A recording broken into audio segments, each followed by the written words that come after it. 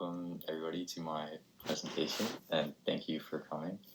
The Springboard I took in the fall this term was Com Arts, and I'm going to run through mostly my final project, but also a little bit of the term and my experience with the class. And I want to apologize because I could not get my video to be present on the screen while I'm going through my slide presentation, but I will be narrating over that, so I'm going to switch to that right now.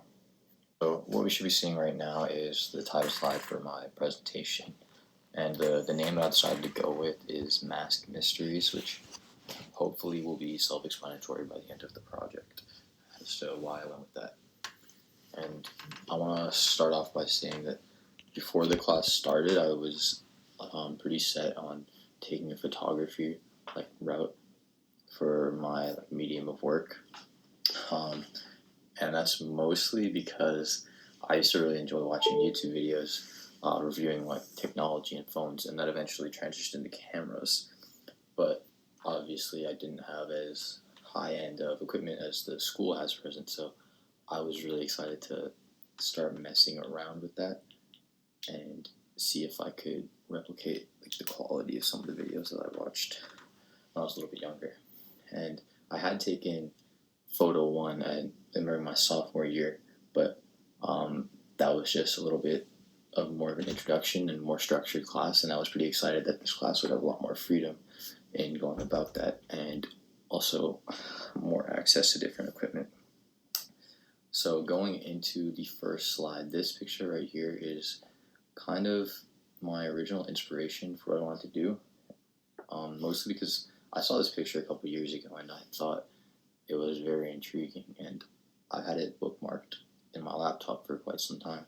That was between the period I took this class and Photo 1, and I always wanted to kind of know how this was done because there's a very unique look to it. And so I started asking Miss Pixler at the beginning of the term actually how this would be done, and she explained it a little bit, and I decided that it sounded too complex for what I could do, at least at that point in the class, and decided to go along with a different type of project for our personal project, which was the beginning of the term. So for that, I was trying to get back into using a camera since it had been over a year and a half since I had actually done that, and I kind of forgot a lot of the basics, I guess, on how to use the camera. So I decided to go with the landscape, centric shoot for my personal project. And it was supposed to be centric around daydreaming, but obviously it's up for interpretation on what the photos come across as to you. But yeah, so this was the personal project we had to do, and I was just learning how to get back into the cameras again and figured out how to work the settings and edit, which was pretty helpful in the lead up to the final project. And so that brings us back to this picture again, and I decided that I really wanted to try and focus on eyes because I've always been fascinated with eyes, and especially in photography, I think it can be very cool to notice all the details, like how this picture shows. And so I started investigating again with Ms. Pixler and figured that I might as well try it out and be a bit ambitious at first because I had the freedom to do that and the time allocated to do that, since this was pretty much a free roam to do whatever I was interested in. So this is what I decided to go with originally. Okay, so with this in mind, I just basically tried to talk to Ms. Pixler about what I can do to get the most similar result possible to this picture right here, and wanted to try and recreate it. So we discussed the lighting techniques, and this right here is called butterfly lighting, and this was what we originally thought was going to be the setup for my shoot in regards to lighting and how to hit people's eyes properly. And it involved a light above the subject and a additional light underneath, or in the picture here, a bounce, which means it redirects light upwards, so it was to provide an even distribution of light onto the person's face. However, this is the original result of me trying this. This didn't take too long, but it was a quick setup, and we quickly learned that masks were definitely not ideal for. So these pictures here I would probably say are pretty terrible, in all honesty. And it's pretty funny to look at now because there's a big change in the process and see all the mistakes where I went wrong. But yeah, I basically showed this Miss Pixlr, and we decided that the lighting form was not going to work with the masks, and it was really lacking on my cropping as well as the focus on the eyes, and that was going to prove to be a lot more difficult than I had originally anticipated. So this picture right here is just a picture I took of Bryce on my phone, and Bryce was a very big help during this whole process because she had a lot more camera skills than I did, and she was helping me out and helping me model and just do little adjustments pretty much when I was figuring out how to operate everything. Um, she'll probably be mad at me because this is not a great picture, but you may notice that her eyes have a weird like accentuation and almost like a star in the middle. And so that right there is a light that we actually, after discussing this Pixlr, ordered for this project specifically so that it would create that effect on people's eyes. And basically, we figured that would be the way to accentuate the eyes of the subject. And yeah, you can, in some of the photos, you can see the shape of that light come across. And this was just a test, and it's very like over exaggerated compared to what it turns out to be and the direction that the project takes. But that's what it looks like. And going back to the original photo, you may notice there's also a similarly shaped light in his eyes, which I had not noticed at first. So I began basically shooting Bryce a lot and asking her to portray different emotions under the mask because we were not allowed to remove those indoors, and that was a big restriction. And I was kind of intrigued by the idea of, can we show an emotion being portrayed underneath the mask just through the eyes? And so Bryce is on the right and Aiden is on the left, and both of them have blue eyes, which was really helpful at first, but it proved to be very differing in results from when I use people with darker eyes. And also, you may notice that Bryce's eyes focus really well for this picture, but Aiden's, if you were to zoom in, are not quite as focused. And there's also a lot of inconsistency between the cropping and the lighting between them, and like the clothing as well, which turned out to be a bit of a problem. But nonetheless, I hadn't really learned my lesson yet, and I went ahead with shooting a bunch of other people. And Sam is on the left and Gordon's on the far right. Both have darker features and eyes, and it proved to have quite different results than the blue eyes of Aiden and Bryce. But I realized to make the project a little more interesting and less one-dimensional, I was going to explore this idea of emotions underneath the mask through just people's eyes. And so you can see that each of these three pictures of them, I have asked them to portray different emotions.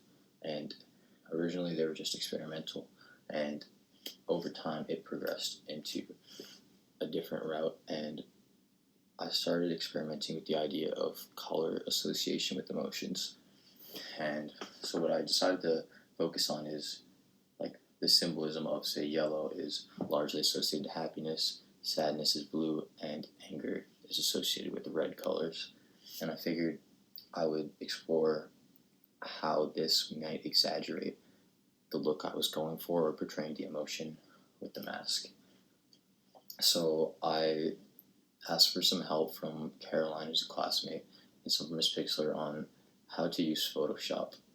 And all of these pictures here are the first run I did on Gordon's mask, and that was just by chance. And the colors turned out to be, they look really unrealistic, but they were easy to edit, and that is because he was wearing a white mask, which I learned to be very helpful. But at this point in the project, I hadn't learned that yet. So here are more yellow masks on different people, and you might notice that they look largely fake, and especially on Bryce's, it looks cartoony, and it's pretty distracting from what I wanted the focal point to be. So I realized that Gordon's turned out so much better than everyone else's, and I got back into Photoshop, made the colors less, I guess, fake looking, and decided that I needed to reshoot everyone with white masks, and that would be a lot easier for uniformity as well as editing and just giving a cleaner look to the So this is the shooting setup, and we had this large ring light with the little like strands off it, so it kind of looks like a sun, and an umbrella on the side for extra lighting, like on for like a softer look. So here's the difference between giving Bryce a white mask and letting her wear her original mask, and yeah, there's quite a big change, and combined, you can see how easy it is to change the color of all these and portray different emotions. So the goal with this picture here is that Bryce is supposed to be looking sad, and you can see I did it with all three of the colors, and I think the blue one portrays that the most. So here's a different example of the pre-editing and post-editing. I also did like highlights on her hair and her skin and a little bit on the eyes to make them more exaggerated, but you can see that the happy one is yellow and the sad one is on the left is blue. So I began experimenting and applying this to everyone that I had done the white masks on so far, and these are some of the results. I did choose to leave a plain picture, as you can see here on Maggie's in the top left, with the white mask and just a resting face, and then the results you can see, the Max picture on the top right is sad, bottom left is Jason with the red mask to look angry, and Gordon's on the bottom again with the yellow to look happy. So after I had done many shoots just trying this out to get these results, I basically had to comprise all of these pictures to look very similar and put them into a book. This is the cover of the book that I ended up taking, and this would be Aiden's face, who I'm thankful helped model for my cover. And I think this picture of his eyes turned out beautifully, and it worked out very well for the cropping for a title or like front cover. And I think it's also probably the most similar to the original inspiration picture that I chose. But basically the project had taken a different direction by this point, and it turned into a book, and it was supposed to show the emotions that you can portray under a mask, because I thought it would be a cool like little snapshot of this time period, since it's an interesting time, and hopefully we'll pass, and this will be like crazy to look back on the past. So I took the approach of grouping all of the one emotion into a group, so all of my sad pictures are together, and also placing a quote that I thought resonated with me or went well with the pictures on the side of them. So these would be all of the sad pictures that I'd taken, and I also, after putting all the emotions, here are just a spread of the person's blank face, where they're from, and all of the emotions side by side, so you can hopefully see a good comparison and like the differences, basically, what I was going for. And the book is basically just a longer version of all this, with each person and more detailed and more quotes, but that's it as far as the process. So I had to undergo several shoots for this, and probably took about 200 photos a person, because I found it to be very inconsistent, and there was a lot of struggles, like getting a camera to focus on someone's eye, which almost all of these, if you zoomed in, the eyes are like clear, but that was very rare to actually happen, is the autofocus had to basically get a strike of luck for this to turn out well. And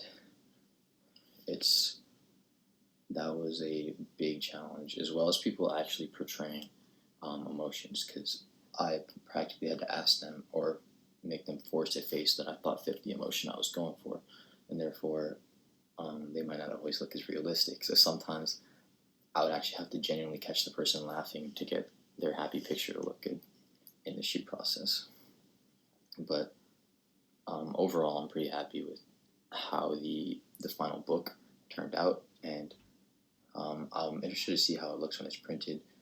Here is the PDF, which I'm pretty sure you guys will all have access to, but of the whole book altogether.